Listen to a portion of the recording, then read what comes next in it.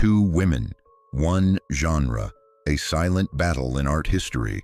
Art history tells us a comforting story. It says that greatness is loud, that revolutions announce themselves, that the most important artists are impossible to ignore. But what if some of the most powerful revolutions happened in silence? At the turn of the 17th century, Europe was full of painters.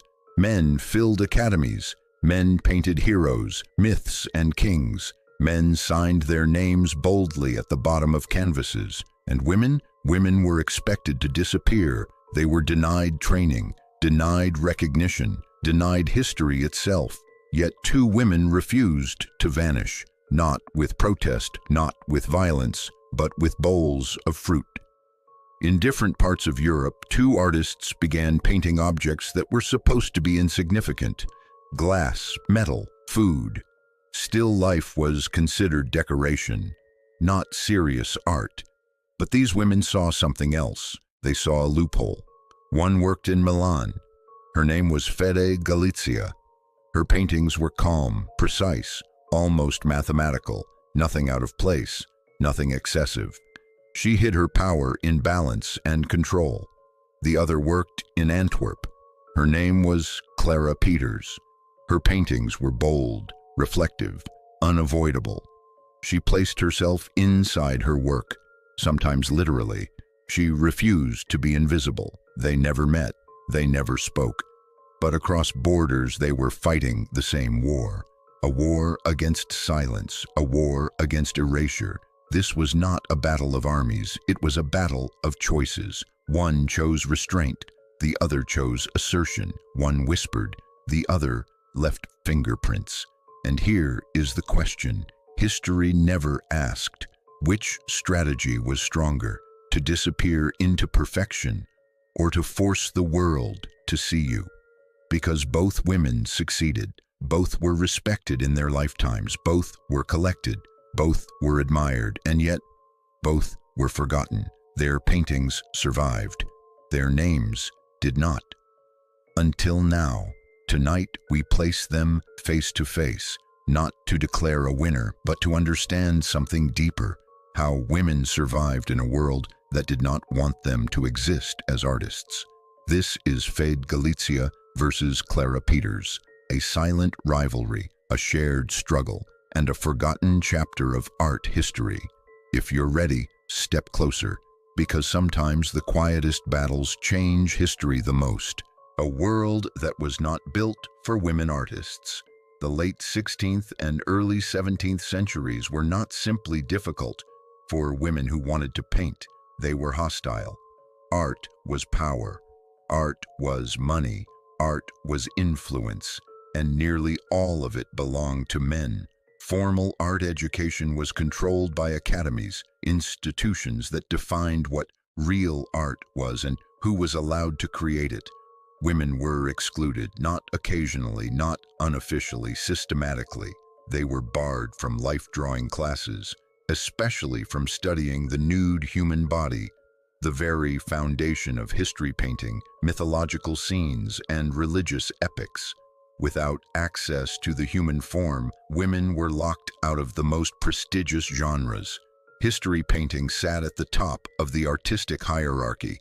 Battles, heroes, biblical narratives, classical myths. These were the works that brought fame, royal commissions, and immortality. Women were denied all of it, not because they lacked talent, but because society decided they should not look, should not study, and should not compete. Portraiture was sometimes permitted, often restricted to family or domestic settings, but even that space was limited. Large commissions went to men. Public monuments went to men. Legacy followed men. For women artists, every door seemed closed, except one: still life. At the time, still life was considered minor art, decorative, domestic, unimportant. It involved objects, fruit, flowers, food, tableware, not bodies, not gods, not kings. And because it was dismissed, it became accessible. This is the paradox. The genre that history ignored became the genre that allowed women to exist as artists at all. Still life required no nude models, no academies, no public approval, only skill and discipline and patience. Within this narrow space, women could experiment. They could master light, texture, reflection, composition. They could prove technical brilliance without ever being invited into the grand narrative of art. And some of them became extraordinary. But make no mistake, this was not freedom, it was survival. Women artists were forced to compress their ambition into bowls of fruit and polished silver. They had to speak quietly, indirectly, symbolically, and yet that quiet space produced innovation. Across Europe, without collaboration, without shared workshops, two women began doing something remarkable. They elevated still life from decoration to meaning, from background to statement. In Milan, within the intellectual restraint of Italian art, one woman approached still life with balance, philosophy, and silence. Her name was Fede Galizia. In Antwerp, in a culture obsessed with trade, objects, and material wealth, another woman approached still life with confidence, reflection, and presence. Her name was Clara Peeters. They did not know each other. They did not influence each other directly, yet they responded to the same restrictions in radically different ways. One chose restraint, the other chose assertion. One disappeared into perfection, the other inserted herself into the image. This historical context matters because it explains something essential. Their rivalry was not personal, it was structural. It was shaped by a world that allowed women only a narrow strip of creative ground, and then judged them for standing on it. What we are about to see is not simply a comparison of two artists. It is a comparison of two survival strategies within a system designed to erase them. And that is why Fede Galizia versus Clara Peeters is not just an art story, it is a historical one. Fede Galizia did not paint loudly. She did not shock the viewer with excess, nor overwhelm the eye with chaos or emotion. Instead, she chose control. Her still lifes are built with precision. Every object feels deliberate. Every fruit is placed with intention. Every reflection is measured. Nothing in her compositions is accidental. This sense of control comes from her early training as a miniaturist, a discipline that demanded patience, absolute focus, and mastery over the smallest details. Where others sought drama, Galizia sought balance. Her paintings are quiet. They do not beg for attention. They do not announce meaning. They wait. And in that waiting, they ask the viewer to slow down, to look closer, to notice what might otherwise be missed. This silence is not emptiness. It is restraint. Look closely at her still lifes. Fruit appears ripe, but never exaggerated. Glass vessels reflect light softly without distortion. Metal surfaces are present, but never dominate the scene. Everything exists in harmony. This harmony is philosophical. Galizia's work carries the influence of vanitas symbolism, the subtle reminder that beauty fades, that time passes, and that all perfection is temporary. But she never spells this out. There are no skulls, no broken objects, no dramatic warnings. Her message is embedded in detail. A slight bruise on an apple, a leaf beginning to curl, a reflection that feels almost too perfect. These are not decorations, they are ideas. In a world where women artists were expected to remain invisible, Galizia embraced invisibility as a form of power. She did not insert herself into her paintings. She left no self-portrait hidden in reflections. Instead, she allowed the work itself to carry her presence. Her authorship is felt, not seen. This choice was radical in its own way. By refusing spectacle, Galizia demanded respect on technical grounds alone. She did not ask the viewer to admire her identity. She asked them to admire her mastery. Philosophy in Galizia's work is not expressed through words or symbols. It is expressed through discipline, through control over nature, through order imposed on chaos. Her still lifes suggest that meaning does not need to shout to be understood. Fede Galizia believed that art could think, that a bowl of fruit could hold an idea, that silence could communicate truth, that precision could be emotional.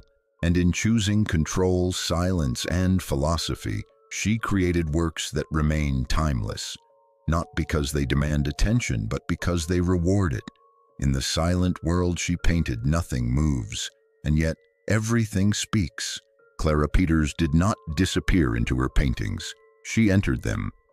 In a world that rarely allowed women to sign their names, Peeters found another way to claim authorship. She hid herself in plain sight. If you look closely at her still lifes, you will see it. A tiny reflection in a silver plate, a distorted image in the curve of a goblet, a face looking back at the viewer, her face. This was not vanity, it was assertion. Peeters' paintings are bold. Metal objects dominate the composition. Knives cut across space. Goblets catch light aggressively. These are not passive arrangements. They demand attention, and that demand is intentional. Where Fede Galizia whispered, Clara Peeters spoke clearly. Her still lifes are about presence, about claiming space in a visual culture that constantly tried to erase women. Every reflection says, I was here. This work has an author. Her choice of objects is not accidental. Knives suggest precision and authority. Metal reflects truth and distortion. Bread and cheese represent daily life, but also sustenance, labor, and survival. Together, these objects create tension, not silence. Peeters worked in Antwerp, a city shaped by trade, wealth, and material exchange. Objects mattered, and Peeters understood this world deeply. She painted luxury not to celebrate it, but to control it, to dominate it. Unlike many women artists of her time, Clara Peeters often signed her paintings. This alone was an act of courage. Signing meant visibility.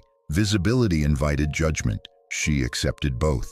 Her still lifes are not neutral. They confront the viewer. They say, look at the objects, now look closer, now look at me. Identity in Peeters' work is not hidden in symbolism. It is declared through reflection, through composition, through confidence. She did not wait for permission. She inserted herself into the narrative of art, one reflection at a time. This strategy carried risk. Visibility makes erasure more violent. And yet Peeters chose to be seen. In doing so, she expanded the language of still life. She turned objects into mirrors. She transformed domestic scenes into statements of existence. Clara Peeters did not ask history to remember her quietly. She demanded to be recognized. And even when her name faded for centuries, her presence remained, staring back at us from polished silver and curved glass. In her world, still life was not still at all. It was alive. At first glance, Fede Galizia and Clara Peeters appear to be doing the same thing. They both painted still life. They both worked in the same era. They both navigated a world that did not want women to succeed as artists. But beneath the surface, their approaches could not be more different. Training and beginnings. Fede Galizia grew up inside art. She was trained by her father, a miniaturist, in an environment where discipline and precision were essential.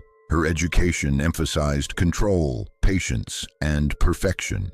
Clara Peeters, by contrast, had no documented artistic lineage. She had to construct her path alone, learning not through inheritance but through observation, persistence, and risk. One inherited structure, the other invented strategy, artistic philosophy. Galizia believed in silence. Her paintings communicate through balance, through restraint, through the suggestion that meaning does not need spectacle. Her still lifes feel philosophical, meditations on time, decay, and impermanence. Peeters believed in presence. Her paintings confront the viewer. using reflection and bold composition to assert identity in a culture that erased women. Where Galizia hides, Peeters declares. Technique and composition. Galizia's technique is controlled and symmetrical. Every object is carefully positioned. Every surface is refined. Nothing disrupts the calm.